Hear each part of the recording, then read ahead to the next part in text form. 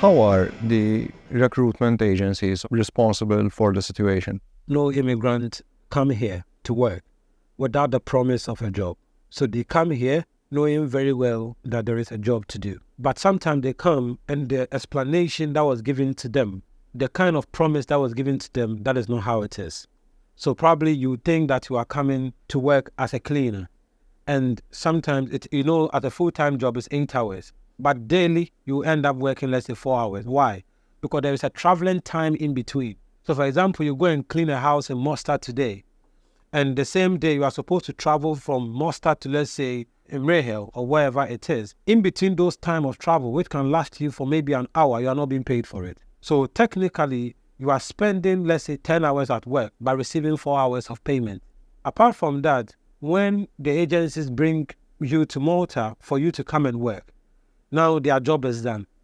As to whether indeed the company that asked the recruitment agency to bring the people need the people or not. So they are just basically importing workers without giving them any guarantee of... No guarantee. And currently we have people who are homeless, immigrants who are homeless, who came from their country of origin here. And when they came in the first week, because it was not how it's supposed to be done, they lost their job. So imagine you travel thinking that you are coming to work. And in the first 2 weeks, after how much money you've paid, after the flight ticket, after everything that you've spent, then in the first week you lose your job. In this case, who do you blame? It is the employer or the recruitment agency. I don't know what happens between the employer and the recruitment agency, but I think that the recruitment agency do not disclose all the necessary information to the people, so they have a role to play. And I think that government will also have a role to play in ensuring that the due diligence are done in terms of the recruitment agencies who are supposed to bring people to Malta.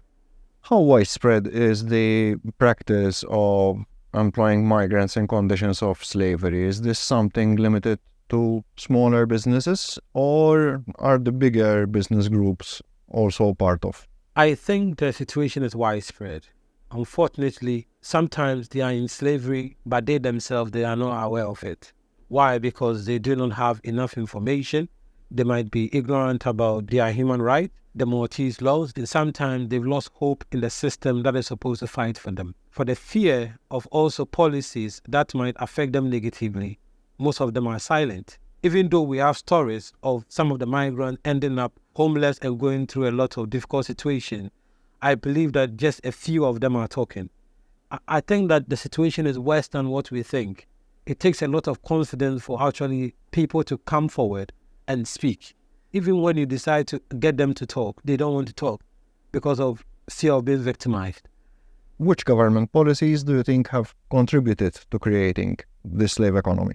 It's a 10-day policy. It is very sad that you are able to ask an employee who has lost his job to find a job and get registered with all the processes you are supposed to go through, health screening, registrations, whatever it is, in 10 days. It is unrealistic. Even the best in every industry, if they loses their job, may not find a job in 10 days. And I think that through the research, we realized that this policy was deliberately created just to, for lack of a better word, say, enslave migrants. Because it's like, we need you, come and work. When we don't need you again, you can go. I think that has been the narrative. It is very clear. The 10-day policy is not helping. It is really, really causing a lot of exploitation. It just deserves a human face to know that at least somebody from Sudan cannot go back where there are rockets and there are bombs every time. Have the authorities shown any intention of intervening, especially after the publication of the report? Has anything changed? I don't think so. The challenges they face are visible, but I don't think much has been done. Some of the authorities have taken interest. I know they communicate with YMCA on the level of enacting some of the things that we proposed. Rent subsidy, they were interested in. But I'm not sure that when it comes to protecting the ordinary lives of migrants on the construction side, there have been much done yet. When, for example, an immigrant loses their job and they get a new one, why do they have to go through the whole process again? I think if you can look at it technically as exploitation. You presented this report to the ministries to... Yes, we did. We presented it to the ministry, we presented it to the president, the housing authority. They were very receptive. They would like to work on some of the things, but I think there are a lot of bureaucracy involved. Probably they are not Maltese, so the interest is very little.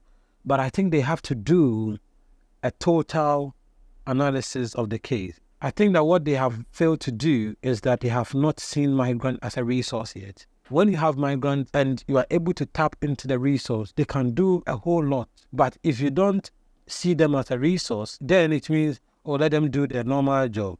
But some of them are very intelligent, some are very technical, they can build further on their skills and actually contribute a lot to the economy of Malta.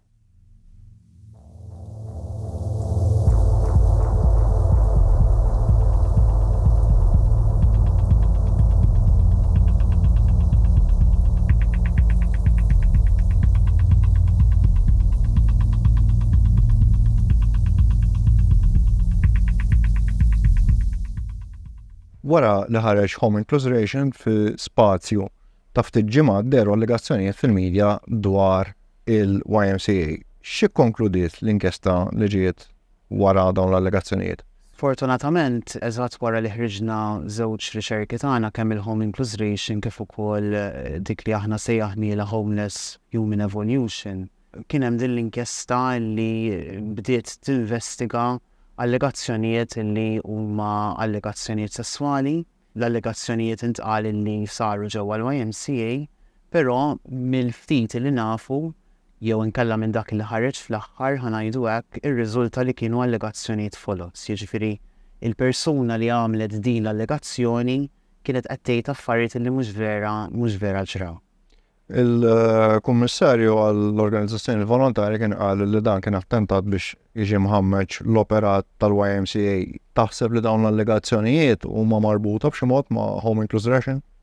Mhux inti biss se tistaqsini din il-mistoqsija, ħabat ma' żmien meta aħna ħriġna r-riċerka tagħna. Aktar milli ngħid jekk kienx każ li din l-allegazzjoni ġiet eżatt wara li aħna ħriġna daw iż-żewġ riċerki, jiena nemmen illi kienu allegazzjonijiet li mhux biss ħamġu lill-YMCA imma għamlu ħafna ħsara. Għamlu ħafna ħsara mhux biss bħala organizzazzjoni imma bħala wkoll motivazzjoni lit-tim tagħna stess illi jaħdem 24 siegħa 7 fil-ġimgħa biex nagħtu s-servizzi lil nies li huma bla saqqa fuq rashom u wkoll il-volontiera illi huma parti minn din l-organizzazzjoni.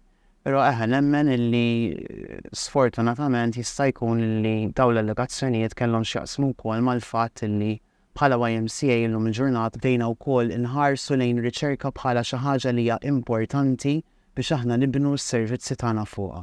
L-ikbar konsegwenza fejn daħlet l-investigazzjoni peress illi kienet investigazzjoni li wkoll qed tidher fuq il-medja b'ħafna artikli differenti matul l-aħbarijiet, interviews daw it-tip ta' affarijiet. Il-benefatturi tal-YMCA ħafna minnhom baqgħu lura milli jagħtu id-donazzjonijiet tagħhom. Infatti niftakar kien żmien il-għid kellna madwar 13 tifel u tifla li kienu qegħdin jgħixu fix-shelters tagħna. Il-pjan kien li kien ħajkollna l-figolli tal-għid ġejjin benefattur partikolari u dak iż-żmien iddeċieda li minħabba l-artiklu li kien ħareġ ma jagħtix id-donazzjoni tiegħu. Jiġifieri aktar milli bħala YMCA din affettwat ukoll il-klijenti tagħna stess li jieħdu s-servizz minn għandu. Kellha dak li aħna ngħidu long term effects għaliex infatti għadna sal-ġurnata tal-lum jiġifieri għaddejjin bi problemi cash flow ħansejħulhom hekk għaliex anke fejn jidħol il-fundraising events għal xarejn sħaħ sakemm damet l-investigazzjoni sakemm ħareġ dak l-artiklu li jgħid illi l-YMCA clean minn kollox u li kienet allegazzjoni fake.